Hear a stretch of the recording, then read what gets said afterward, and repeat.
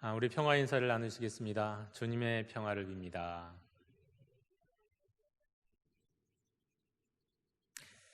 지난주에는 20세기 이야기, 21세기 이야기, 살짝 변화된 이야기들을 말씀드렸습니다. 20세기에는 다른 종교에도 진리의 편린이 있을 수 있다는 생각에서 타 종교와 진지한 대화를 나누는 그리스도인들이 좀 있었다 말씀을 드렸습니다. 하지만 21세기에 접어들면서 기독교와 다른 종교는 달라도 너무 다른, 아주 다른, 전적으로 다른 종교라는 걸 확인할 수 있었다는 것 말씀드렸습니다. 교리적인 차원뿐만 아니라 우리 신앙적인 요소들에서도 특별히 그랬고, 그래서 지난주에 말씀드렸던 우리 믿음의 영역, 신앙의 영역이 바로 기도였습니다. 우리 기독교의 기도는 다른 대부분의 기도와 다르게 소원 성취를 위한 것이 아니라 예수님의 영이 우리 안에 계셔서 그분의 기도가 일어나도록 하는 것이라고 말씀드렸습니다. 갈라디아서 4장 6절의 말씀처럼 하나님이 그 아들의 영을 우리 마음 가운데 보내사 아빠 아버지라고 부르게 하셨느니라. 이 말씀 이대로 우리 안에 계신 아들의 영이 우리 곁에 계신 하나님 아버지를 아버지라고 부르면서 그분과 사귐을 갖고 대화를 나누도록 인도하시는 것, 그것이 기도다. 그리고 이 기도야말로 우리가 코로나 한복판에서, 코로나가 아닐지라도 우리가 우리 인생을 살아가는 그 인생의 한복판에서 우리를 그리스도인 되게 하고 하나님의 자녀 되게 하는 아주 중요한 본질적인 신앙의 요소라고 말씀을 드렸습니다. 그런데 이렇게 말씀드리면 기도만 그럴까요? 기도만. 다른 종교와 차별되고 우리를 그리스도인, 하나님의 자녀로 만드는 것이 오직 기도이겠습니까? 기도만 이겠습니까? 그럼 무엇이 또 우리를 그리스도인으로, 세상과 다른 존재로 만들어 갈까요? 기도 말고 오늘의 주제는 성경입니다. 그 중에서도 성경 읽기입니다. 우선 성경, 오늘날에도 매년 전 세계적으로 이게 어느 시점의 조사인지는 정확하게 모르겠지만 어떤 시점에서 조사에 의하면 매년 반포되는, 출판되는 성경이 대한민국 인구만큼 된다고 그랬습니다. 거의 5천만 권의 성경이 매년 출판된다고 합니다. 어마어마하죠. 우리나라 경우도 사실 교보문고나 여러 가지 인터넷 서점들에서 이제 베스트셀러의 목록들을 쭉 볼 수 있는데 사실 정확하지 않은 것입니다. 왜냐하면 항상 베스트셀러에 올라 있어야 되는 게 성경이거든요. 다만 성경은 하나의 책이지만 여러 출판사에서 퍼져서 출판하다 보니까 아마 베스트셀러에 못 오는 게 아닌가 싶습니다. 연간, 월간, 주간 다 마찬가지이고요. 그리고 또 어떤 조사의 결과에 따르면 미국인들의 경우에는 모두가 그리스도인들은 아니지만 미국 가정에는 평균 5권 이상의 성경책이 가정마다 있다는 얘기를 들었습니다. 저희 집도 한번 제가 세봤더니 한 30권 정도 있더라고요. 목회자 가정이니까 아마 그랬겠죠. 우리가 성경에 대해서 이렇게 양으로 얘기하는 게 무슨 의미가 있겠습니까? 양으로 말고도 적어도 이제 성경은 1500년이라는 시간, 물론 그보다 더 짧게 보는 학자들도 있지만 보통 1500년이라고 하는 시간에 걸쳐서 왕, 학자, 철학자, 어부, 시인, 정치가, 역사가, 심지어는 의사까지 적어도 최소한 40여 명의 사람들이 기록한 것이 성경입니다. 그리고 성경이 원본은 찾을 수 없지만 그 원본이랑 매우 연안으로 가까운 사본들은 정말 얼마나 많은지, 전 세계적으로 얼마나 많은지 모릅니다. 이 세상의 어떤 책도 그렇게 원본에 가까운 사본들이 또 전 세계에 흩어져서 발견되는가? 아무데도 어떤 책도 그런 책은 없습니다. 대부분의 책들은 그냥 기록으로만 남아있을 뿐이죠. 여러분, 이런 책이 또 있을까요?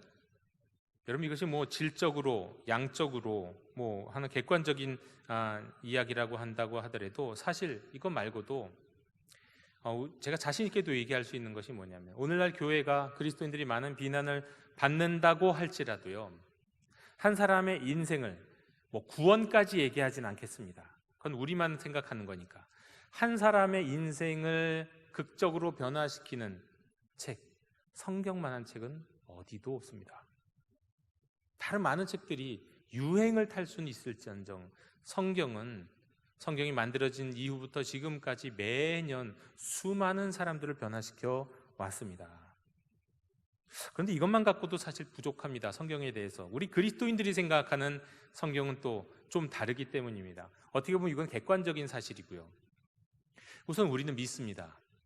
성경이 100% 사람의 작품이라는 것, 그러면서 100% 하나님의 감동으로 쓰여졌다는 것 말입니다. 예수님이 100% 사람이시면서 100% 하나님이신 것처럼 말이죠. 이걸 이제 오늘 성경 본문에 따르면 하나님의 감동으로 만들어졌다고 표현하는 거죠. 근데 이 하나님의 감동, 이 표현이 히브리어를 그대로 번역하면 하나님의 숨결입니다. 숨결로 만들어졌습니다. 여러분, 하나님의 숨결로 만들어진 게 뭐가 있을까요? 성경 말고도 있습니다. 사람. 창세기 2장 7절에 여호와 하나님이 땅의 흙으로 사람을 지으시고 생기를 그 코에 불어넣으시니 사람이 생명이 되니라. 생기를 그 코에 넣어 부르시니, 하나님의 숨을 불어넣으시니 사람이 되었습니다. 즉 흙으로만, 이 흙의 형태로만 있던 존재가 하나님의 숨결이 불어넣어지자 사람이 되어서 하나님과 교제하고 하나님과 사귀는 그런 존재가 되었습니다. 근데 성경이 바로 그렇습니다. 원래는 인간이 쓴 글이라고도 누가 본다면 그렇게 말할 수 있을지 모르지만, 그러나 거기에는 하나님의 숨결이 들어가 있다. 그래서 살아있고 그 책을 읽는 우리들을 하나님과의 깊은 관계로, 살아있는 관계로 인도한다고 말씀드리겠습니다. 다시 말해서 우리가 하나님의 감동으로 쓰여졌다라고 할 때, 그 하나님의 감동으로 쓰여졌다고 할 때 그 방점이 어디 있느냐면, 그 의미의 방점은 그냥 성경의 생성, 이것이 정말 성경 무호소를 주장하는 그런 차원에서 요만큼의 오류도 없고 심지어는 문자적 오류도 없다라고 하는 그런 차원에서 하나님의 감동으로 쓰여졌다라기보다, 물론 그것을 포함하지만 그런 내용들도 있지만, 그것보다도 또 한편으로는 그것을 읽는 사람들에게 그 문자를, 사실은 그냥 죽어있는 문자라고도 할 수 있는 문자를 읽는 그리스도인들에게 있어서는 그것이 살아있게 하나님과의 관계를 맺도록 영의 생명을 불어넣어주는 그런 책이다라는 의미에서 하나님의 감동으로 된 책이다, 이렇게 말씀드릴 수 있겠습니다. 오늘 성경 본문이 이렇죠. 모든 성경은 하나님의 감동으로 된 것으로 교훈과 책망과 바르게 함과 의로 교육하기에 유익하니 이는 하나님의 사람으로 온전하게 하며 모든 선한 일을 행할 능력을 갖추게 하려 함이라. 여러분, 성경을 읽는 사람들, 여러분, 그리스도인은 하나님의 숨결이신 그 성령의 감동 가운데서 쓰여진 성경을 역시 성령의 감동 가운데서 읽고 배우는 사람입니다. 그런데 그렇게 성경을 읽으면 어떤 일이 그들에게 일어나느냐? 성경 읽는 사람들에게, 즉 이 성경은 일단 성경을 읽는 사람들에게 교훈이 된다고 말씀합니다. 인생의 가르침이 된다는 뜻입니다. 책망이 된다고 말씀합니다. 이 책망은 이단들을 대적할 수 있는 가르침이 된다는 뜻이에요. 그리고 바르게 함, 무엇을 바르게 할까요? 일상의 처신을 어떻게 바르게 할 수 있는가를 또 가르쳐 주신다는 말씀입니다. 그래서 하나님의 사역을 위해서 위임받은 사람, 그러니까 하나님의 사람으로 온전하게 할 때, 그 하나님의 사람은 구약 성경이나 신약 성경에 나올 때 그냥 하나님의 사람이라기보다 하나님으로부터 뭔가를 위임받은 사역자, 예언자들인지 누구든지 간에 하나님이 위임을 받은 그 하나님의 사역자들을 온전하게 한다. 인생을 살아가게 할 때 이렇게 저렇게 부딪히고 막 부딪히는 그런 인생의 일들을, 이것을 해결해 나갈 수 있는, 온전하게 해결해 나갈 수 있는 그런 능력을 주시는 것이고, 뿐만 아니라 모든 선한 일을 행할 능력을 주신다는 겁니다. 그러니까 자기 자신만을 위해서 살 수밖에 없는 인간적인 존재가 자기를 초월해서 이웃을 위해서 선한 일을 할 수 있는 능력을 주신다. 이것이 오늘 우리에게 주신 말씀의 전반적인 뜻입니다. 그러니까 여러분, 다시 한번 말씀드리지만 이 하나님의 감동은요, 기록의 과정에서도 중요하지만 그것을 읽고 배우는 과정에서도 아주 중요한 사건인 겁니다. 정말이지 우리 그리스도인들은 성경이 기록되는 과정보다, 이건 이미 일어난 일이니까요, 우리에게 있어서는 그것을 읽는 과정 속에서 하나님의 감동을 느낀다고 말씀드릴 수 있죠. 그리스도인들은 기도가 다른 것처럼 성경을 배우고 읽는 그런 부분에 있어서도 다른 종교와는 아주 달랐습니다. 매우 달랐다는 거예요. 불경을 읽든지 뭐 다른 어떤 경전을 읽든지 수없이 외우듯이 읽는 그런 경전을 읽는 것과 우리가 성경을 읽는 것은 아주 달랐다. 뭐가 달랐느냐? 달랐다는 거 이제 말씀드리겠습니다. 일단 초대교회에서 그리스도인들의 갖고 있었던 초대교회 그리스도인들 특징 짓는 것 중에 하나가 뭐였냐면, 그리스도인들은 성경이 낭독되는 것을 아주 귀 기울여 듣는 사람이었다는 것이 특징이었습니다. 초대교회의 그리스도인들은요, 성경이 낭독될 때 귀 기울여서 들었습니다. 마치 이 지금 듣는 이 말씀이 마지막 말씀인 것처럼 말이죠. 왜 그랬을까요? 우리가 꼭 기억해야 하는 역사적 사실 가운데 하나는, 우리가 그리스도인으로서 살아가는, 그러니까 지금까지 인류 역사 가운데 그리스도인들이, 수많은 그리스도인들이 있었지만 그들 가운데서도, 그런 가운데서 성경을 지금처럼 마음대로 읽고 마음대로 찾고 그럴 수 있었던 그리스도인들은 아주 극소수라는 걸 기억하시면 좋겠습니다. 아주 최근의 일인 겁니다. 대부분의 역사 속에서 성경책은 교회, 공동체, 그리스도인의 가정에서 아주 진귀하고 아주 부분적으로만 가지고 있었던 겁니다. 그래서 기회만 되면 사람들은 이것이 성경이다, 성경이 읽혀진다 그러면 그것을 외워버리려고 그랬어요. 왜냐하면 그 자리에서 다 받아 적을 수가 없거든요. 일단 들으면 가능하면 외울 수 있는 만큼 외우려고 그랬습니다. 그리고 외운 다음에는 자기 혼자 기억한 것 말고 다른 사람이 외운 것들을 같이 합쳐서 그것을 갖고 기억하려고 또 기록을 했습니다. 누군가가 낭독하면 잊지 않으려고. 왜냐하면 책도 별로 없고 성경책이 아주 진귀한 때였기 때문입니다. 그렇게 서로 암송하면서 기억을 만들어 가다 보니까 성경 사본에 보면 이제 작은 오류들이 있을 수 있는 겁니다. 성경을 듣고 읽을 때 한자 한자를 들을 때마다요, 마치 바짝 마른 스펀지 마냥 물을 흡수하려고 바짝 마른 스펀지 마냥 물을 흡수한 스펀지처럼 그렇게 그 말씀을 들었다는 거예요. 특히 오늘 본문에서 이야기하는 성경은 바로 구약 성경인데요, 그 구약 성경을 그렇게 바짝 하나도 놓치지 않으려고 그렇게 들었다는 겁니다. 그런데 그렇게 듣는다고 해갖고 그리스도인들에게 또 달랐던 점이 있습니다. 무턱대고 문자적으로 그 성경을 이해하진 않았다는 겁니다. 그러니까 이렇게 읽지는 않았다, 이렇게 듣지는 않았다는 것을 말씀드릴 수 있겠는데, 이게 이제 문자적 또는 문자주의적 해석인데요. 그러니까 성경이 그렇게 쓰여져 있으니까 그대로다 이렇게 말하면서 그렇게 생각하면서 읽지는 않았다는 거예요. 그렇게 말씀을 진귀하고 값없이 가치 있게 그것을 귀 기울였지만 말이죠, 그렇게 성경을 해석하면 성경을 곡해하는 것이기 때문입니다. 예를 들면 이 문자적 해석이란 이런 건데요, 출애굽기 15장 6절을 예로 들겠습니다. 여호와여 주의 오른손이 권능으로 영광을 나타내시니이다. 여호와여 주의 오른손이 원수를 부수시니이다. 이걸 문자적으로 해석하면 어떻게 됩니까? 하나님은 오른손이 계시니까 하나님 왼손도 있어야 되는 겁니다. 이게 문자적인 해석이죠. 구약 성경에는 노예 제도가 있고 인종차별이 용인되어 있고 일부 다처제가 있으니까 그건 지금도 있어도 되는 것이다, 그건 하나님의 뜻이다, 그건 문자적인 해석인 겁니다. 그리고 그런 거에 따르면 돌로 맞아 죽어야 될 사람들이 너무 많습니다.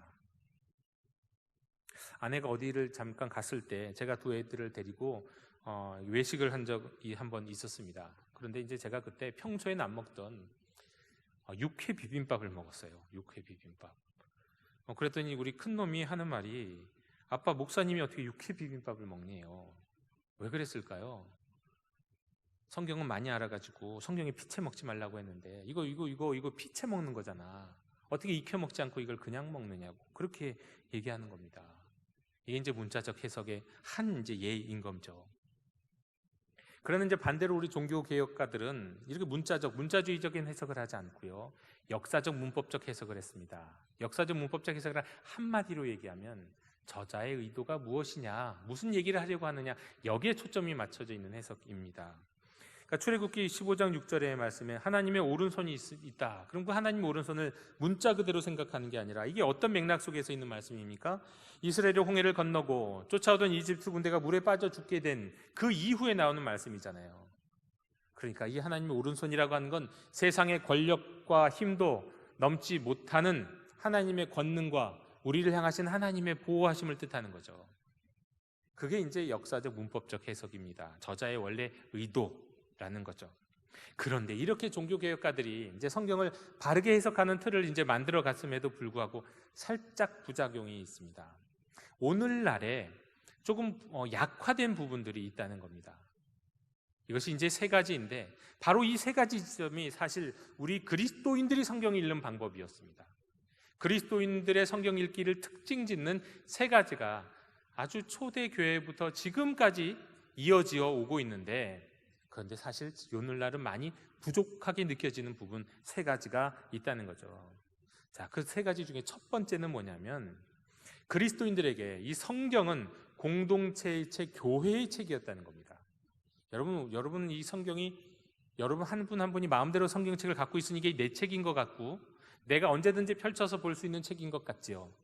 공동체가 성경 읽든 안 읽든 나는 아침에 묵상하면 되지라고 생각할지 모르지만 그렇지 않습니다.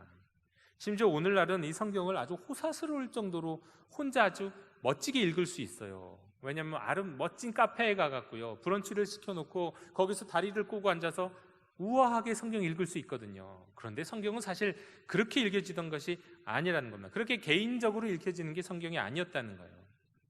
성경은 항상 공동체에서 읽혀졌던 것입니다. 성경책이 없어서이기도 했지만 그 말씀은 이스라엘부터 초대교회까지 항상 공동체 너희가 함께 이 말씀을 들어라. 그리고 그 말씀을 함께 들었고 그 다음에 그 말씀을 들은 데서 끝나지 않고요 그 말씀을 나눴어요. 함께 말입니다. 이것이 우리 교회가 우리 그리스도인들이 성경을 읽고 듣는 방식이었습니다. 남을 나보다 낫게 여기면서 내가 특별하게 난 이 성경을 아주 멋지게 해석했다 이렇게 혼자 생각하면서 감탄하면서 자기 만족에 빠져 있는 것이 아니라 지금 저 사람을 통해서 또 하나님이 이 말씀에 대한 무슨 의미를 나에게 가르쳐 주실까?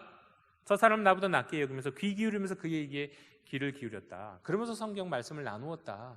이것이 초대교회 그리고 원래 우리 그리스도인다운 성경 읽기의 모습이다라는 겁니다. 두 번째 성경 해석의 성경을 읽는 모습이 뭐냐면 우리는 그리스도인들은 성경 해석을 넘어서 그 이야기 속에 내가 어디 있는지가 항상 중요했습니다. 그러니까 역사적인 문법적 저자의 의도가 어디 있느냐 물론 중요한데 거기서 멈추지 않고요. 항상 그 이야기를 들을 때마다 성경의 이야기, 예수님의 이야기를 들을 때마다 이 말씀 속에서 내가 어디 있지? 이걸 중요하게 생각했다는 겁니다. 이것이 성경을 읽는 아주 핵심적인 방법이었습니다. 내가 어디 있고 이제 내가 어떻게 살아야 할지를 결단했다는 거죠. 성경을 듣고 읽을 때 말입니다. 우리가 잘 아는 예를 한번 들어보겠습니다.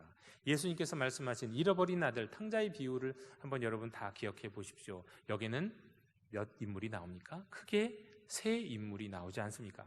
아버지로부터 배은망덕하게 유산을 미리 상속받아가지고 다 탕진하고는 비참한 상태에서 얼굴 볼 면목도 없지만 그저 돌아갈 곳 없어서 아버지께 찾아온 이 둘째 아들 탕자가 있고 그 아들을 멀리서 발견하고는 기다렸다는 듯이 멀리서 발견하고는 신도 신지 않고 달려와서 안아주고 그를 위해서 잔치를 베풀어준 아버지가 있고 그리고 그 모습을 바라보면서 이렇게 팔짱 싹 끼고 뭔가 불만스러운 모습으로 쳐다보는 큰아들이 있지 않습니까? 여러분 이 탕자의 비유 이야기에서 우리가 무엇을 봐야 할까요? 초대교회 교인들은 이런 말씀, 이런 예수님의 비유 또 성경의 이야기들을 들을 때마다 내가 그 이야기 속에서 어디 있는가, 나의 자리가 어디 있는가를 찾았다는 겁니다. 즉 나는 이 세 사람 중에 누군가. 성경을 읽을 때, 성경을 들을 때, 성경을 해석할 때 그것이 이 성경을 읽는 우리들에게 있어서 중요한 지점이었다는 거죠. 어떤 시대적인 한계, 어떤 지역적인 내용에 빠지지 않고 말입니다. 세 번째로 우리 그리스도인들은 항상 그리스도 중심, 예수님 중심으로 성경을 이해해 왔습니다. 여러분 그리스도인들은 성경의 이야기를 듣고 이해할 때 예수 그리스도께서 항상 그 이야기의 중심이 되십니다. 과거의 사건, 그러니까 흔히 말하는 구약이라고 하는 것도 예수 그리스도 안에서 읽을 때만 온전한 의미가 드러나는 겁니다. 예수님 없이 율법을 읽고 예수님 없이 여러 가지 전쟁과 이스라엘 역사를 바라보면 우리는 오해할 수밖에 없습니다. 마치 이거는 우리 그리스도인의 기도가 우리 안에 들어오신 예수님의 영이 하시는 역사하시고 주관하시는 것과 비슷하게 우리가 성경을 읽을 때 마치 예수님이 내 곁에 계셔서 성경 교사가 되어주시는 것처럼 그렇게 우리에게 성경을 읽을 때마다 예수님이 중심이 되었다는 거죠. 그래서 그리스도인의 성경 읽기를 예수 안에서 하나님께 귀 기울여 듣는 일이다, 이렇게 표현한 분도 계십니다. 여러분, 예수님의 영이 성경을 읽을 때, 성경을 들을 때 우리의 성경 교사가 되어 주시도록 예수님과 함께 모든 성경을 읽어야 하는 겁니다. 그렇게 성경을 듣고 이해하면 예수님은 어디로 우리를 인도하실까요? 우리가 기도할 때 예수님의 영이 아버지께로 우리를 인도하는 것처럼요, 동일하게 우리 예수님은 우리가 예수님 중심으로 성경 읽을 때마다 우리를 하나님과의 관계 안으로 들어가도록 인도해 주십니다. 그래서 성경은 예수님 중심으로 읽어야 합니다. 크리스토퍼 차베스라는 분이 이렇게 말했습니다. 성경은 우리 주 예수 그리스도의 초상화다 그랬어요. 성경이 예수님의 초상화라는 겁니다. 이게 무슨 뜻일까요? 이렇게 이해하시면 돼요. 복음은 그 초상화 안에 있는 인물 그림에 해당이 되고요, 또 구약은 그 배경이 되는 겁니다.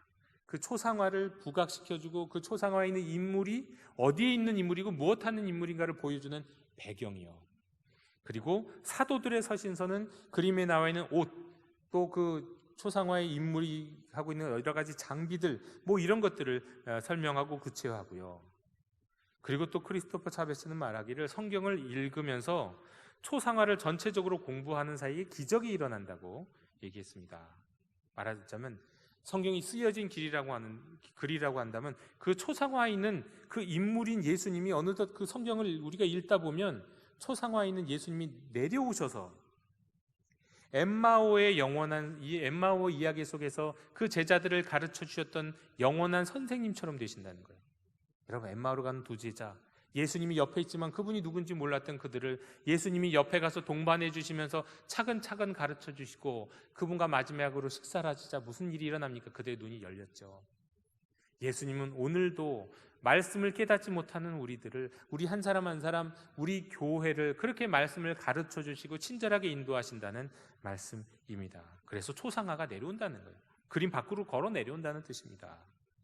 이렇게 성경을 듣고 읽는 그리스도인들의 구별된 방법, 첫 번째, 두 번째, 세 번째, 이 세 가지의 우리 원래 그리스도인들의 방법으로 우리가 성경을 읽으면 사실은 성경의 난제들이 해결되기도 합니다. 예를 들어서 가나안 정복 과정에서 유대인들이 저질렀던 그 인종 청소를 생각해 보십시오. 이건 성경의 난제입니다. 많은 사람들이 어떻게 이런 일이 하고 생각할 수 있잖아요.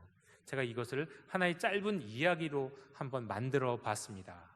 그러니까 여러분, 이 이야기 속에서 어떻게 우리 초대교회에서 또 우리 그리스도인의 교회는 어떻게 이 말씀을 이해해 왔는지, 특별히 첫 번째, 두 번째, 세 번째 그리스도인들의 성경 읽기의 특징을 다 생각하시면서 이 이야기를 한번 주목해 주셨으면 좋겠습니다. 지금은 터키 땅인 소아시아 데살로니가라는 한 도시에서, 그 도시에 있는 한 가정에서 안식일 다음 날 그리스도인의 모임이 있었습니다. 이날에는 성경 낭독자로 섬기고 있는 한 형제가 있는데 그 형제의 이웃도 그 집회, 그 모임에 처음으로 초대가 됐습니다. 이 초대된 사람은 부유하지는 않았지만 이 사람은 로마 시민이었습니다. 근데 그가 초대받고 이 그리스도인의 가정에 들어왔을 때 매우 당황스러웠습니다. 너무나도 모든 사람들이 환하게 환대하는 것은 물론이요, 자리를 앉혀주는데 집주인이라든가 아주 높은 귀족들이나 앉을 만한 그 집의 가장 상석에 자신을 앉도록 해주었기 때문입니다. 그리고 집주인과 어린이와 또 노예들까지도 너무나 또 허물 없이 그냥 어울리는 모습에 또 충격을 받았습니다. 어떻게 저렇게 어울릴 수 있을까? 어느 정도 인사를 나누자 모임이 시작됐습니다. 모임은 식사로 시작합니다. 주인이 빵을 떼고 먼저 감사 기도를 드리고 예수님이 그 빵에 대해 하셨던 말씀을 나눴습니다. 이것은 내 몸이다 말씀하셨습니다. 이렇게요. 그리고 그 빵은 거기 초대된 로마 시민에게도 전달됐습니다. 포도주를 나누면서 포도주를 갖고 또 감사 기도를 하면서 포도주에 기원한 예수님의 말씀도 함께 나누었습니다. 그리고 거기는 모든 이들에게 포도주가 나누어졌습니다. 그리고 이어서 자연스럽게 성경을 듣는 시간으로 이어집니다. 사람들은 각자 자신이 암송하고 있는 예수님의 말씀들을 외우면서 나누었습니다. 그리고 어떤 사람은 바울의 서신서를 자기가 들을 기회가 있었는데 그때 내가 아는 만큼 최대한 베껴 놓은 것이 있다고 그러면서 자기가 적어 놓은 파피루스를 읽었습니다. 그리고 거기에 참여한 모든 그리스도인들은 그 자리에 부활하신 주님이 여기 계신다는 그런 마음으로 거기에 참여하고 있었다는 것을 알게 됐습니다. 그리고 이후에 유대인들의 성경도 읽었습니다. 구약 성경이죠. 그날의 낭독자는 여호수아 6장의 이야기를 읽었습니다. 이스라엘이 여리고성과 아이성을 정복하는 이야기입니다. 이 이야기를 듣고 나서 여기 초대되었던 로마 시민은 문득 자기도 모르게 이런 말을 하게 됐습니다. 로마나 이스라엘이나 적들에게 잔인한 건 마찬가지군요. 그러자 거기 옆에 있던 한 꼬마도 이렇게 얘기했습니다. 유대인의 성경을 들으면 좀 무서워요. 그냥 예수님의 이야기만 하시면 안 되나요?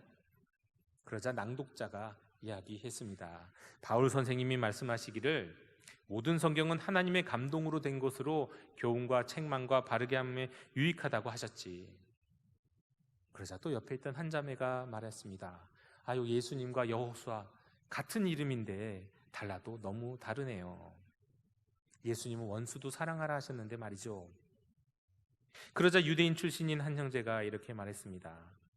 나도 어릴 때부터 이 이야기를 들을 때마다 좀 너무하다 싶었고 의문이 좀 생겼습니다. 하지만 내가 예수님을 알고 예수님을 만난 후에 이 이야기를 들을 때 우리 주님은 나를 이 이야기 속에서 전혀 다른 곳으로 데려가시더군요. 옛날에 이 이야기를 들을 때는 내가 여리고성을 사람들을 진멸하는 자리에 있었으면 내가 얼마나 괴로울까, 얼마나 비참할까, 얼마나 피비린내가 진동할까 이런 상상을 하곤 했었는데 그러다 예수님을 알고 된 이후 이 말씀을 읽었을 때 예수님은 내게 이렇게 물으시는 것 같았습니다. 이 이야기 속에서 너는 어디 있느냐? 하나님의 명령에 전적으로 순종하는 이스라엘 백성의 자리에 있느냐? 아니면 자신의 탐욕을 위해 하나님까지도 속이며 자신의 행동을 합리화하는 아간과 같은 자리에 있느냐? 아니면 전적으로 하나님을 등지고 살려서 결국은 진멸하게 되는 그런 백성의 자리에 있느냐라고요. 그때 집주인이 말했습니다. 아멘, 그렇네요. 예수님이 이 자리에서 만약에 이 말씀을 우리에게 가르쳐 주신다면 그렇게 물으셨을 것 같네요.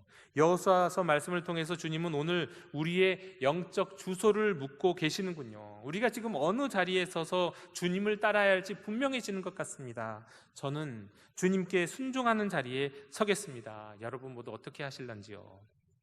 그러자 그 자리에 있던 많은 형제 자매들이 아멘, 아멘 했습니다.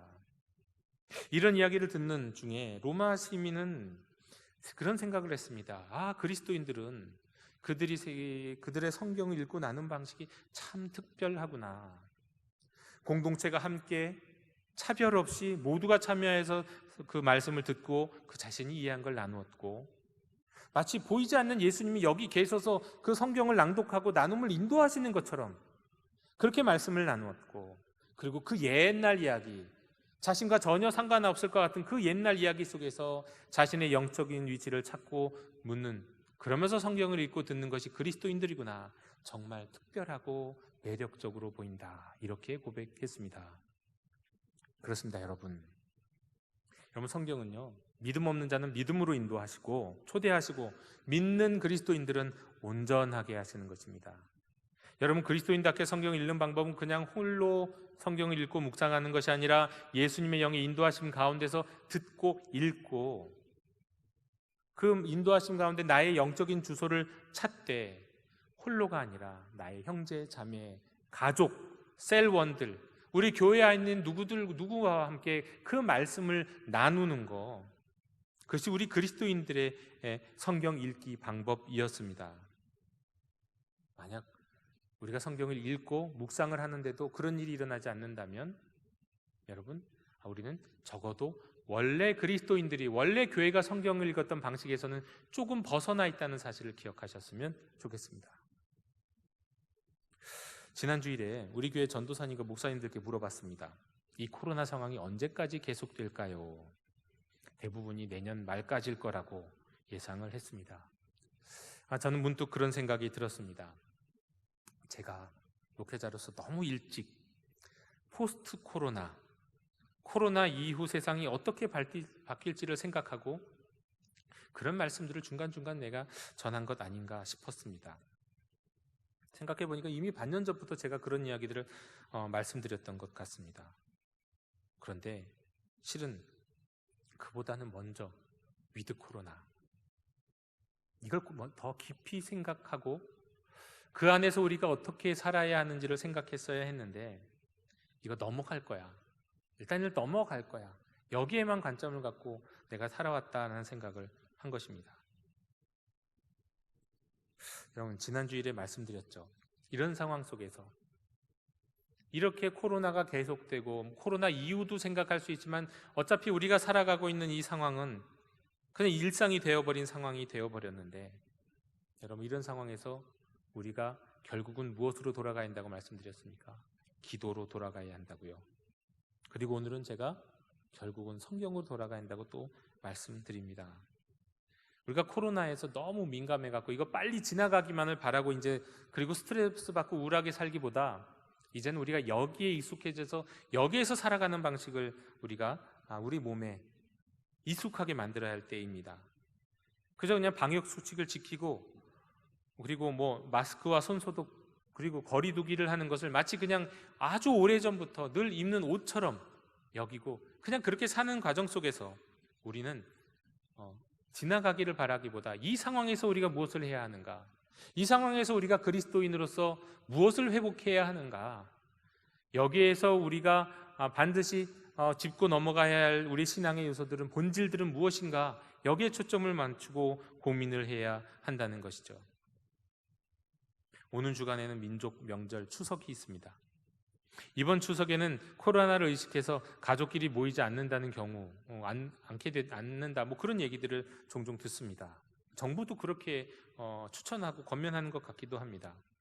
하긴 이 거리두기 하면서 예배당에 모여서 예배 드리는 것보다 오랫동안 떨어져 있던 가족이 여기저기서 한 집에 모여갖고 거기서 대면하여 만나는 게 몇 배는 위험한 일일 겁니다. 몇 배는. 가정에서는 마스크도 안 쓰지 않습니까? 써도 큰 의미가 없고요. 명절에 가족은 만나면서 거리두기가 이루어지는 예배당에서 예배를 드리지 않는 것은 가만 생각해 보면 이게 안전 차원에서 봐도 이게 좀 모순이라는 생각도 분명히 듭니다.